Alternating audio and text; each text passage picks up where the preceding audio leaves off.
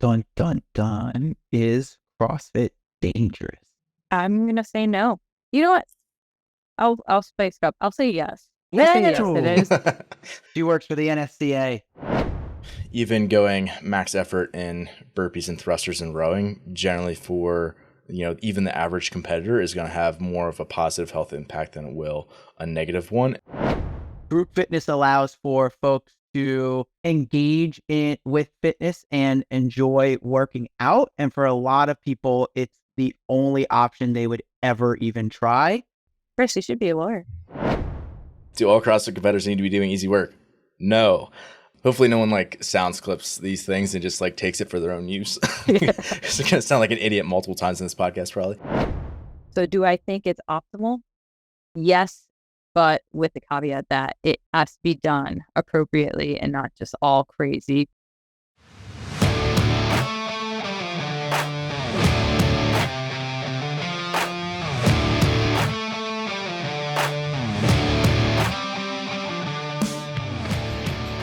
The fitness movement is brought to you by ZOAR Fitness. We offer coaching and individualized program design, as well as educational content for coaches and athletes. It's all at one place, ZOARfitness.com. Well, welcome. Today we're going to be trying something a little bit different. If we like it, we might do it again. If we hate it, we'll probably never do it again. But we're going to do, in Chris's words, the great debate, where we have... On our list right now, we got 7 different questions. We'll see how many we actually get through before we run into time. We're going to, basically the person who came up with the question is going to present it. The other people are going to answer it. They have to answer yes or no. And the big thing here is that it's really not a yes or no question, right? For example, our first one is competitive CrossFit healthy? That's obviously a huge debate, and it's something that you can't really answer yes or no, but we're going to mandate that we answer yes or no. And then you have to justify that statement with that yes or no in as short and as concise of an answer as you can, while still giving it justice. And then the big thing is, if, for example, I present a question and Day and Chris both answer it as no, for example, then I have to answer yes. If they both answer yes, then I have to answer no, just to bring some well-roundedness to it. So let's jump right into it. First question, it's mine. Is competitive CrossFit healthy? I'm going to say no. I will also say no. Oh, looks like you are the yes, Ben. Boom roasted. So I'm going to say no. My general stance on CrossFit is the same as many other sports, where I say playing soccer with your son in the backyard is healthy, right? You're getting active, you're getting out with your kids, you're getting out in the sun. But playing competitive soccer, or football is a better example. Maybe playing catch with your kid in the backyard is totally healthy, but putting on the pads is probably not the healthiest thing for you. I feel similarly about competitive CrossFit and competitive athletes, where it's people who are going and competing at the CrossFit Games in a 4-day meet grinder of a competition is not exactly what you would consider healthy. They have all these different injuries, whereas people coming and doing CrossFit for general health would be healthy. All right, Dave. So very much similar to what Chris was saying, but also on another side of that too, competitive CrossFit is a huge mental and physical toll on the body. So if you look at people at the high levels of competitive CrossFit, there's a huge time commitment. They basically have to revolve most of their life around it, sacrificing a lot of things that is not necessarily considered healthy. And if we're going into the route of performance enhancing drugs, that's also another thing, but that's a whole other topic. But so generally, I would say at that high level, it's definitely not. Yeah, along with what Chris was saying. Okay, so by default, I say yes, competitive CrossFit is healthy. Hopefully no one sounds clips these things and just takes it for their own use. It's going to sound like an idiot multiple times in this podcast, probably. But I would say, so if I'm defending this, the most people who are doing competitive CrossFit, they aren't at a super high level, right? And even like Chris was saying, it's healthy to, throw a football with your kid in the yard, but not to throw on some pads. It's well, when your sport is exercise, it's actually not a bad option, right? So even going max effort in burpees and thrusters and rowing, generally for, even the average competitor is going to have more of a positive health impact than it will a negative one. And and I think that's actually probably one of the benefits of CrossFit is that, and even competitive CrossFit, is that there are positive side effects to doing it. Whereas like a lot of other sports, most of the side effects are like negative. Whereas like, I don't like, for example, coming out of college wrestling, I was like, okay, should I go MMA or should I go CrossFit? And I was like, well, I don't want to get punched in the face for a living.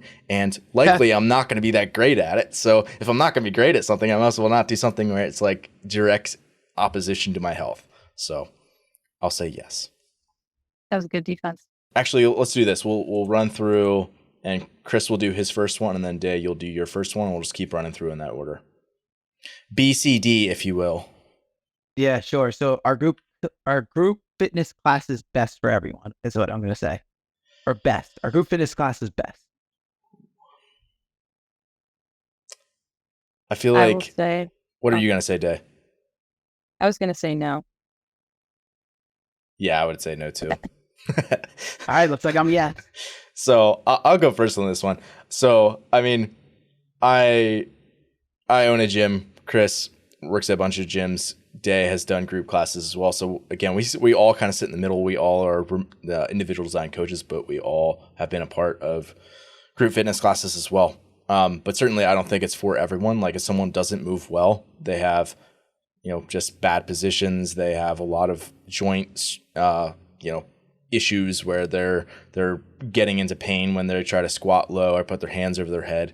If you try to throw them into like the average group class environment, they will have some positive impacts, but likely that's not going to be sustainable for them over the long term. And chances are they might get great results for a period of time, but then oftentimes those people end up in pain and they don't want to keep doing it if they're in pain. So I will say no, group classes are not best for everyone. Yeah, and along those lines, everyone has different goals, different things they want to reach, and the group class is tailored so that they could reach a large audience with a broad set of goals. But if you really are working towards one thing, whether, like Ben said, that's optimizing your movement, working on a specific training goal, if you're looking to compete in a sport or in CrossFit in general, you're going to need to do a lot of specific things tailored to you. I could jump in a group class and it has a programmed workout. I may not be able to do X, Y, Z, and the class is only 60 minutes. I don't have time to do skill work before that Metcon or something to progress. And so instead I have to scale it back and just kind of spin my wheels on that. All right, I am the defender. So what I'm going to do is I'm going to frame this as compared to other options of fitness. So you have solo fitness, small group fitness, like semi-private training, personal training, and group fitness classes. And so with that, I think if I was to take the subsect of the population and pass them through each one, I think group fitness classes would reach the widest audience in there and thus making it the best. I think group fitness allows for folks to engage with fitness and enjoy working out. And for a lot of people, it's the only option they would ever even try, because doing it by themselves, they are just not someone who's willing to either take the leap or has no knowledge in order to do so. And so when framing it in comparison to other forms of fitness, I think group fitness is the best option. All right, Day, you're up for the question. Chris, you should be a lawyer. All right. So my question is, the constant changing of exercises optimal? I'm going to say no, but I'm also going to take it a step further and say that, like, if you were to say, like, you have to change exercises every week for like eternity, or you can pick like 10 exercises and stick with those forever, I would take the 10 and stick with them forever. And like, this is actually something that I actually think about for a lot for like my youth athletes that I work with, or like people who are newer. It's like, if I'm trying to get somebody really good in like an 8-week period, I'm going to keep the same exercises and teach them how to do those same exercises really well. And they're going to figure out within the first 3 weeks how to do a Russian kettlebell swing. And by the time they get to week 8, they're going to be really good and pretty loaded, pretty heavy in that pattern. And they're going to be able to get a great stimulus out of it. And as long as you pick a number of different patterns that you can go in and keep with those same exercises, you can see really good results. And you can also become an expert in those patterns. I mean, I think an extreme example would be something like running. Like there's like runners who like literally all they do is run, right? It'd be like calling your sport like power clean. Like that's it. So I definitely think, at least in my opinion, even though I do use a lot of different exercises, I would say less switching would be best. You know what? For funsies, I'm going to say yes. All right. So the reason why I think constantly changing of exercises is optimal is because when going through training, I think it's important to recognize that you train human beings as opposed to robots. And I think the biggest thing for people is to get them to stick to the program instead of designing the perfect program that nobody's going to stick to.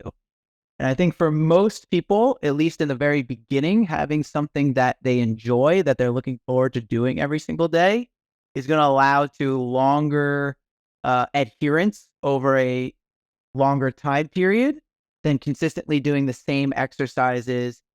On Monday is this, on Tuesday is this, on Wednesday is this, where people eventually will fall off over time. So along a long enough time horizon, I'm going to say constant changing is optimal. All right. And so for me, this is something that, like Ben said, I always go back and forth on.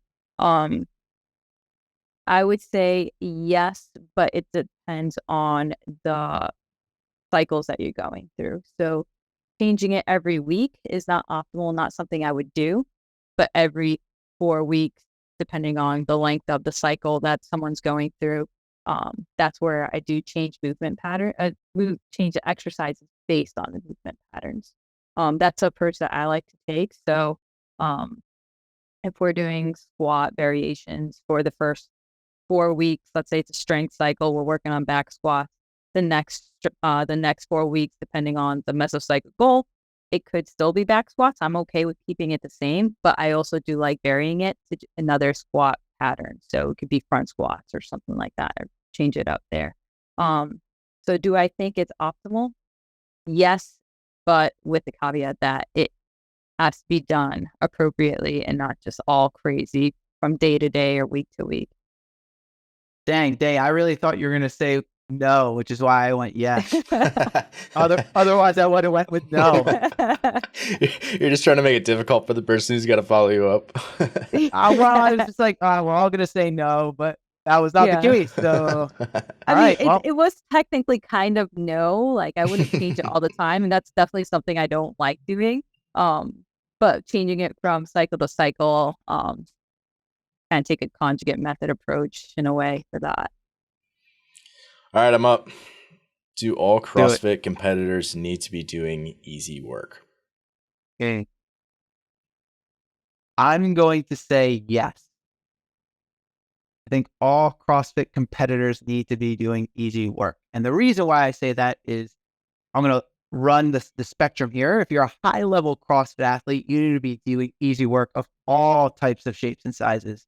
To broaden your aerobic base, teach your body to breathe, to enable you to recover better because you have a much wider aerobic base. Plus, you could probably lump low-dose skill work in as easy work as well. And so you need to be working on things like pirouettes and pullovers and different handstand walk variations and crossovers and crossover double unders, because you're going to see that ain't easy. Yeah, because you're going to see all sorts of stuff. So you need to be just kind of playing with that stuff. And then for the other side of the spectrum, I think it's important for people who maybe like to compete in CrossFit to also do easy work, because again, from a recovery piece, if you take your head and ram it into a wall every single day, you're probably going to hit burnout at some point. And so I think it's important for all CrossFit competitors to be doing easy work. Correct. I will go with Chris on that one. So yeah, all CrossFitters, or even people who do CrossFit, CrossFit competitors, yeah, even people who do CrossFit, general population need to be doing easy work. If they're being really consistent with their training and going 6 times a week. I mean, overtraining is a real thing. Hormonal disturbances is a real thing. And if you're not paying attention to that and you're just redlining every day, going heavy every day, your joints aren't going to like you, your hormones are going to respond, and your body's it's going to take a toll on the body. Central nervous system will get fried. And it happens a lot. So doing the simple, boring stuff is really shouldn't be done all the time. Like that shouldn't be your whole training, but it should be sprinkled in there appropriately. All right. Do all CrossFit You got no, sucker. Oh, yeah, I got no. Do all CrossFit competitors need to be doing easy work? No. Yeah, do all of them need to be doing? No, I guess not. So obviously people that are higher level, they're going to have such high volume, and they do need to have such well-rounded skills and abilities. And at a higher level, like in-person competitions, certainly like semifinals and especially games, you're going to see a huge variety in terms of like duration, types of events, cyclical only events, like more single modality stuff. So there's just going to be a lot that in order just to accumulate that much training volume, someone has to do easy work. I would say there's going to be a subset of competitors who they realistically only have so much time in their week. And if they're doing like a lot of like easy zone work or like boring, maybe it's not even the fact that it's boring, but it's accessory things that don't have a direct correlation with improving their performance, then those are things that realistically you could probably cut out in exchange for more potent doses of something else. So, I think maybe one step further would be like, you could probably do things that are super challenging that are also varied enough where you avoid a good chunk of the burnout and other things that you might experience. And I think realistically, like this is actually a decent look at like what a lot of people do in classes. Like classes, okay, maybe sometimes maybe once a week they get like more of a recovery based day, but like with the exception of that, and a lot of people don't even show up on that day anyway, it's like they're coming in and they're going hard almost every single class. And a lot of people do that for like years and are okay to do that. And again, they have other ways of like figuring out when they should be in and when they should not be, but they can still push the intensity. And I think if you can be smart about how you, again, still like undulate what you're attacking or what patterns you're doing, or you can be intense in strength on one day or more enduring capacities in another, you could kind of manipulate your way around that. It's not the worst thing in the world that you could be doing for yourself. Well done, Ben. Thank you. All right, Christopher. All right. Dun, dun, dun. Is CrossFit dangerous? I'm going to say no. You know what? I'll spice it up. I'll say yes. I'll say yes, it is dangerous. Yeah. Yeah. Super controversial now. Yeah. Controversial here. She works for the NSCA. Yeah. Right. I know. So for anyone listening, if they're wondering, at the college setting, collegiate, like strength room and all that, CrossFit is looked at as super dangerous. Most strength coaches don't like CrossFit. They'll make fun of you if they find out that you do CrossFit. And is that why you work out at 4 a.m? Yeah, in my garage, like in the king by myself. In hiding, I do the CrossFit. The secret. They only see me like squat, bench, and deadlift here. That's like it. But yeah, I'm just gonna say yes on this one, just to kind of be a little controversial here. And I'm just gonna look at the CrossFit model of group classes. That's the perspective I'll take. Because with that, you'll go into a gym setting. Let's say you're a new member, you have limited experience in functional fitness and fitness in general. Let's say your primary workouts consist of walking and light dumbbell work or something like that, and machines at a gym. And then you join CrossFit, you're thrown into this class. A lot of times, the classes are very fast paced. Everything is timed because you're trying to get as much as you can, go through the program within usually 60 minutes. And then you look at the conditioning piece, and it is something like snatches, bar facing burpees and a bike sprint or whatever, let's just say, throwing 3 random things out. So you're doing all these movements under fatigue. Something like a snatch it's very neurologically taxing. It is very not dangerous, but it's a riskier movement, right? Because it requires so much from the person. So a lot of people go into these classes not knowing that they have the option of scaling back drastically. So they don't need to use a barbell. They could switch up the movement to something else that's safer. But because the coach is preoccupied with running and managing the class of X amount of people, they can't just give individualized attention. And sometimes that's missed. And that's where a lot of injuries come up. So the general person doesn't know how to scale, what to scale to, or something like that. Coach is preoccupied. They start doing movement under fatigue without having movement competency. And that's where it could get really dangerous. Boo. So is CrossFit dangerous? I will say no. Reason being is because I own an affiliate. No. I am obligated to say that, or they'll take away my affiliation. No, I would totally say that either way. But I could argue the other way. However, no, I don't think CrossFit is. And I think, number one, the challenging thing about this is that CrossFit is so open to interpretation and that everybody can do exactly what they want in their CrossFit affiliate and no one can tell them otherwise. And that could be literally quite dangerous in some affiliates. However, I don't think that's the bulk of affiliates, and it's certainly not the case at the ones that we have a hand in. So like, I think maybe a good analogy would be like investing. Like when you're young, you want to be more aggressive in your investing because you have a way larger potential for payout early on, right? Where it's the same. You could probably make a parallel to CrossFit where it's like, or whatever modality of fitness you choose to do. Like, do you want to be doing curves style fitness in your 20s? No.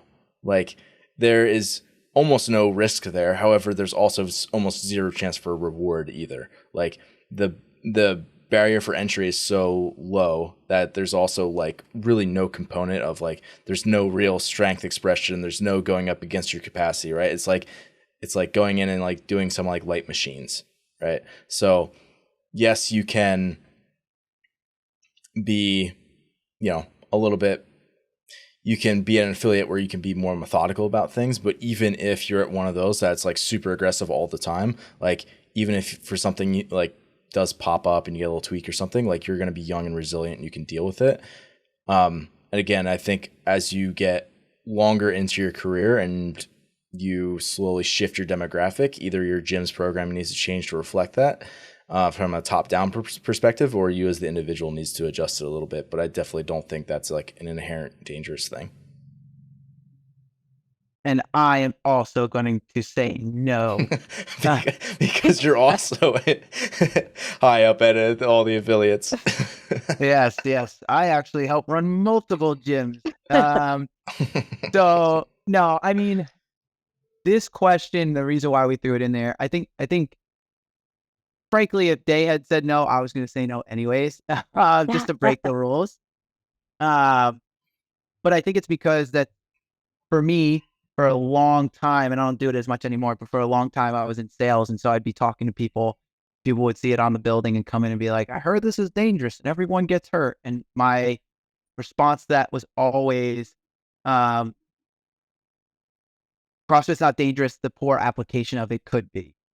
And to me, I feel like that applies to everything and anything, right?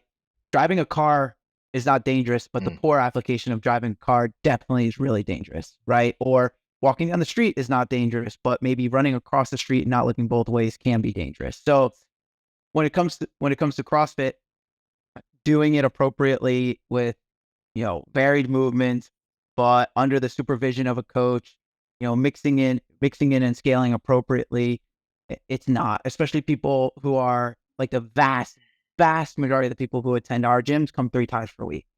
Right. And so then it's like, okay, you get great rest days in between, there's a lot that goes into it. And so I've always thought as long as you're at a gym that has a half decent idea of what they're doing, you're going to be in good shape. I just want to set the record straight. I don't actually think it's dangerous. I just wanted to. No, you have to stick with your answer, Day. Yeah. Yep, sorry, that's yours. Your Defend it. opinion and yours only. Defend it to the death. It is That's out right. there, out there to the world forever. You can never take Let it it be back. known, Day chose job security today. She said her strength and conditioning colleagues can't know. Oh man. Ugh. All right. Last question, right? Yeah. Is it? All right, cool. So this question is, should everyday people compete in CrossFit? No. I don't think I can say anything other than no. That's like my gut, instinct. It's like I want to scream that almost. Like I'm okay with people who like understand that like, oh, I'm gonna go sign up for this competition and we're gonna do it with a couple buddies. We're gonna do that twice a year or something. And to me though, that's not everyday people necessarily competing in CrossFit. That's like you signed up for a competition, you are an everyday person. I think the longer I've been coaching people, the greater of like a gap I draw between like the everyday person who competes once in a while and someone who's like competitive, where like they want to be as professional as they can with CrossFit. So I think less people should be competing in CrossFit. Like I think, again, it's okay if like you're the person who's like, I just want to do this for fun, but like someone who's like taking it seriously and they're trying to be their very best, like it demands so much. And the fact is that like there's going to be a subset of people who can have the mechanical tolerance and the hormone profile and everything else, and even like the mental, emotional bandwidth to be able to handle the amount of volume and intensity and to be able to still recover and get better from that. It's a very small group of people that's going to be able to handle that. And the everyday person not only shouldn't be doing that, but they should, it's like a liability to themselves if they were to try to really compete at the highest level that they can. Oh man, I don't know which way I want to go here. I'm going to say, you know what? Screw it. I'm going to say, yeah, freaking do this. However, I'm going to take the approach of compete and broaden the concept. And so I think when this question was written, should everyday people compete? I think they were talking about competition.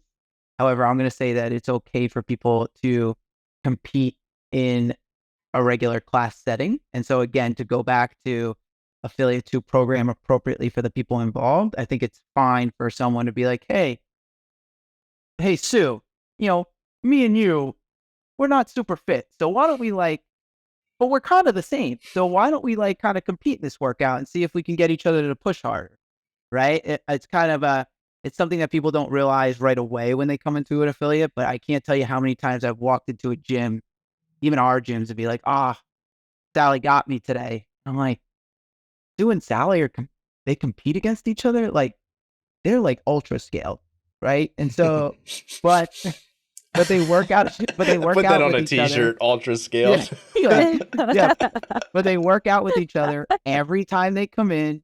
They just, it's very playful and fun, but they're in essence competing with each other. And so because of that, I'll say yes. Nice. I could go either way with this. I would say yes. Should everyday people compete in CrossFit? And to me, that means they could get ready for a competition and go through the process, but they don't need to be in this long-term competitive CrossFit, like programming mentality lifestyle. So I think it's good for the average person who's been going to classes and they see themselves getting healthier overall and performance improvements to compete and kind of test it out, go through the process. And I think most of the everyday people find enjoyment in seeing that and challenging themselves, whether it's just one local competition, right? It doesn't have to be some crazy thing. And you'll see it when you go to local competitions, like all the scale divisions and all that, where there's usually middle-aged people and You know, you can tell they just got in the sport probably just recently. They're barely holding on, but like at the end of it, they're so happy, and it's like adorable to see. And so I think they should kind of challenge themselves, go through the process, see like the fruits of their labor, and say that they were able to do it because they'll be proud of themselves. They have their family and friends there supporting them. That being said, like actually competing in CrossFit, like having that lifestyle, the high time commitment, workload, and all that, definitely not for the everyday person. Because you have to have a good foundation for that. Good genetics, good work ethic, a good foundation, and time experience and all that. So long term, no. If you want to do a local competition, definitely. Awesome. Well, we'll leave it there. Great job, everyone. Yeah, nice job. I think it was a successful first attempt. Well, if you're listening to this and you enjoyed it and you want more, or you have a question that you want us to debate, whether that and give a forced yes or no, let us know. You can DM us at ZOAR Fitness. You can email us, Ben, Chris, or Day at ZOARFitness.com. And until next time, we'll see you. Peace. Thanks for listening today. If you're someone who just started listening to the show, I would encourage you to subscribe so you can stay up to date. If you're someone who's been listening for a while, I would encourage you to rate and review the show. And lastly, the best thing that you can do to support our work is also the best thing that you can do for your performance. And that is by hiring one of our coaches. Until next time, stay the course.